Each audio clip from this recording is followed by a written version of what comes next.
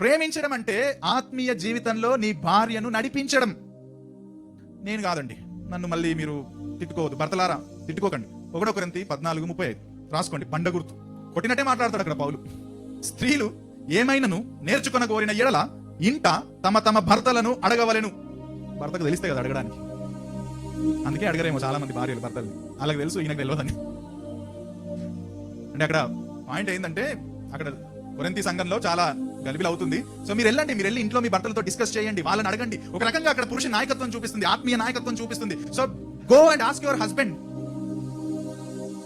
ఆయనకు సంపూర్ణంగా తెలవాల్సిన అవసరం కూడా లేదు, తెలుసుకుంటాడేమో. భార్యలారా అడగండి. ఆ రకంగా భర్తలు కొంచెం భయం పుట్టుకొస్తుందేమో చదవాలని. భర్తలారా చదవండి, ఎందుకంటే you are the responsible person in house to answer. నీ భార్యకు నువ్వు చెప్పగలగాలి. ఒకవేళ చెప్పలేకపోతే చదివి చెప్తానని చెప్పాలి, లేకపోతే అక్కడే ఓపెన్ చేసి కనీసం డిస్కస్ చేయాలి. That is how we do as a family. భార్యను ప్రేమించడం అంటే వాక్యం వినడానికి ఆమెను ప్రోత్సహించాలి.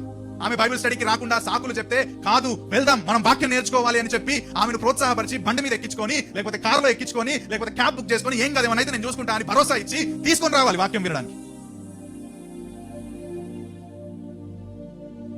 దేవుని సంఘానికి ఆమెను ప్రోత్సహించాలి, కాన్ఫరెన్స్లకు అటెండ్ కమ్మనాలి. నువ్వు ఏమన్నా చేయి, you encourage her so that she can love the lord, she can grow in the knowledge of the word of God. That is your responsibility.